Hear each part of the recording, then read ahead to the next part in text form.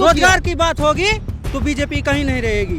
नौकरी की बात होगी, आर्थिक घोषणा की बात होगी, कहीं नहीं होगी। देश में 18% जो जीएसटी जो एजुकेशन पे लगा है, गरीब का बच्चा कहाँ से पढ़ रहा है, पढ़ सकेगा। प्रधानमंत्री का कार्य में अभी 14 से लेकर और आज तक बेरोजगारी बढ़ती ही जा रही है, जीडीपी दर गिरता ही जा रहा है, देश के लोग आर्थिक रूप से कमजोर होते ही जा रहे हैं। मगर इस सरकार को इससे कोई मतलब नहीं है। मतलब है सिर्फ वोट बैंक से कि मेरा वोट बैंक कैसे आए, किस तरह से वोट बैंक को मजबूत किया जाए, बस उसको इसी की फिक्र है। राहुल गांधी की भारत जोड़ो न्याय यात्रा बिहार आ चुकी है और अब से कुछ ही देर में राहुल गांधी यहाँ से निकलेंगे। यहाँ पे लोग उनका इंतजार कर रहे हैं उनकी एक झलक पाने के लिए, क्योंकि न्याय यात्रा अब बिहार से गुजर रही है। बिहार की सड़कों पर न्याय की जो गुहार है वो राहुल गांधी लगा रहे हैं। तो मैं लोगों से जानना चाहूँगी कि राहुल गांधी ने ये जो न्याय यात्रा शुरू की है, इसकी इस देश में अभी हाल फिलहाल कितनी ज़रूरत थी, क्योंकि मोदी सरकार के कुशासन से लोग परेशान हैं अभी इस वक्त।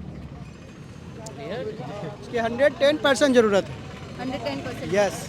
भारत में जो अन्याय हो रहा है वो अन्याय के खिलाफ राहुल गांधी का ये यात्रा पूरा देश में एक छोर से दूसरे ओर तक जाकर पूरे देश के जनता को संदेश पहुंचाएगी। इस देश में जो अन्याय हो रहा है, अन्याय के खिलाफ हम लोग को एकजुट होकर लड़ना है और इस देश को जो उनका अधिकार है, गरीब मजदूर किसान, उनको उनके अधिकार की लड़ाई है, उनको अधिकार दिलाना है। जो कि भव्य स्वागत के लिए तमाम कस्बा की धरती पर, तमाम कस्बा के रोड पर पूरे भीड़ आप खुद अपने नज़रों से देख रहे हैं जो कि कितनी बड़ी भीड़ है। और इनकी नया यात्रा के लिए हम लोग उपस्थित हुए हैं। हम लोग एकजुटता होकर फूल बहुमत देकर भारत में माननीय राहुल गांधी को प्रधानमंत्री बनाने का कार्य करेंगे, ताकि जो भ्रष्ट पदाधिकारी हैं, जो भ्रष्ट नेता हैं, उनको यहाँ से उखाड़ के फेंकने का काम करेंगे। हमारे देश में, हमारे राज्य में जो लोग जो जनता जो प्रतिनिधि को चुनती है, एक विश्वास और भरोसे के साथ हमारे साथ जो कि गलत नहीं करेगा, हमारे न्याय के लिए लड़ाई लड़ेगा।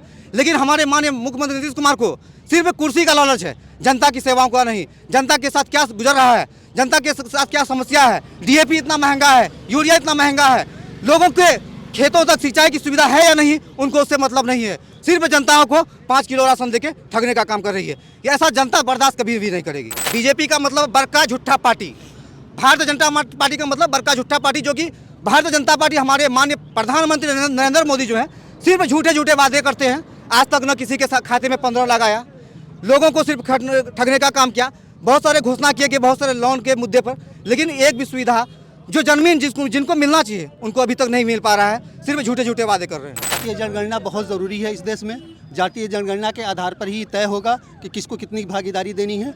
और जहाँ तक बात है बेरोजगारी की, तो खैर इस प्रधानमंत्री का कार्य में अभी 14 से लेकर और आज तक बेरोजगारी बढ़ती ही जा रही है, जीडीपी दर गिरता ही जा रहा है, देश के लोग आर्थिक रूप से कमजोर होते ही जा रहे हैं। मगर इस सरकार को इससे कोई मतलब नहीं है। मतलब है सिर्फ वोट बैंक से कि मेरा वोट बैंक कैसे आए, किस तरह से वोट बैंक को मजबूत किया जाए, बस उसको इसी की फिक्र है।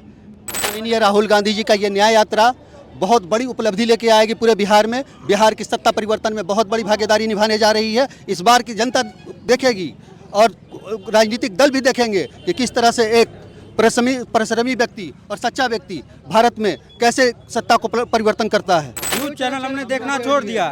हम लोग आज से 2014 तक हम लोग बाइकाट गोदी मीडिया, बाइकाट गोदी मीडिया, बाइकाट 2014 तक हम लोग कंटिन्यू डेली न्यूज देखते थे। बट अभी ऐसा दौर आ गया है कि हम लोग को अब सोशल मीडिया पे ही देखा जा रहा है। शुक्र है कि देश में यूट्यूब है, नहीं तो आज राहुल गांधी कहीं दिखाई नहीं देते।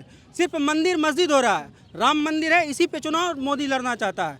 अगर रोजगार की बात होगी तो बीजेपी कहीं नहीं रहेगी। नौकरी की बात होगी, आर्थिक घोषणा की बात होगी, कहीं नहीं होगी। मैडम एक बात, मेरा एक सवाल और है कि देश में 18% जो जीएसटी जो एजुकेशन पे लगा है, गरीब का बच्चा कहाँ से पढ़ रहा है, पढ़ सकेगा। जिसके पास रुपया है वो देश में विदेश में पटना दिल्ली मुंबई में जाके पढ़ेंगे।